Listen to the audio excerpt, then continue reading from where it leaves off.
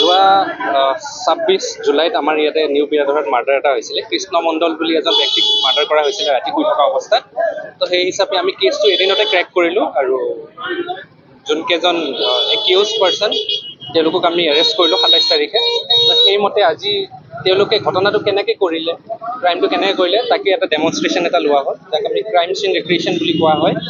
তো সেই হিচাপে তেওঁলোকে দেখাই দিলে আমাক তেওঁলোকে কোনটো সময়ত কোনটো ৰুট ফ'ল' কৰিছে, কোনটো ৱেপন ভিক্টিমগৰাকী কেনেকৈ শুই আছিলে, কেনেকৈ মাৰ্ডাৰটো কৰা হ'ল, তেওঁলোকে ডেমনষ্ট্ৰেশ্যন এটা দিলে। তো সেইখিনি আছিলে। ঘটনাটো এইদৰে আছিলে মানে ভিক্টিমজন কৃষ্ণ মণ্ডল, তেখেতৰ ৱাইফ, তেখেতৰ নাম হৈছে মধুমালা মজুমদাৰ। ৱাইফগৰাকীয়ে এজন বিশ্বজিৎ চৰকাৰ বুলি ব্যক্তি এজনৰ লগত আজি কিছুমাহ ধৰি ৰিলেশ্যনশ্বিপত আছিলে আৰু তেওঁলোকৰ মেইন মটিভটো হৈছে, মধুমালাৰ মেইন মটিভটো হৈছে যদি হাজবেণ্ডজনক মানে কিবাৰ পৰা গুচাই দিব পৰা যায় তেতিয়া তেওঁলোকে একলগ হ'ব পাৰিব। আৰু তেওঁলোকৰ অলপ চাগে মটিভেশ্যন প্ৰপাৰ্টি মাটি বাৰী লৈও আছিলে। তো সেই হিচাপে সেইকাৰণে তেওঁলোকে মাৰ্ডাৰটো কৰিলে।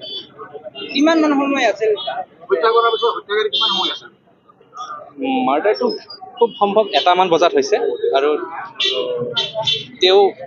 তাৰপাছত মাৰ্ডাৰটো ডকাইতিৰ ৰূপ দিবলৈ মানে যিখিনি ঘৰত সম্পত্তি সোণা গহনা ধৰি লওক কেছ ইত্যাদি আছিলে সেইখিনি ৱাইফজনীয়ে মানে ভিক্টিমৰ ৱাইফজনীয়ে তেখেতক দিলে আৰু সেইটোৰ কাৰণে অলপ দেৰি হ'ল। কাৰণ যেতিয়া মাৰ্ডাৰটো হৈছিলে তেওঁলোকৰ এজন এডপ্টেড চনো আছিলে, এডপ্টেড ল'ৰা এজন আছিলে।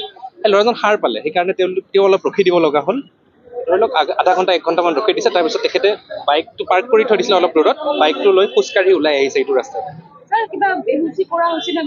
সেইটো আমি এতিয়ালৈকে গম পোৱা নাই। আমি যিখিনি চাইণ্টিফিক টেষ্টিঙৰ কাৰণে FSL-ত পঠোৱা হ'ব বস্তুখিনি, তো তাৰপাছত ৰিপৰ্ট পোৱাৰ সময়তে আমি গম পাইছোঁ। এই দুজনে জড়িত আৰু এই দুজনে জড়িত আৰু কোনো নাই।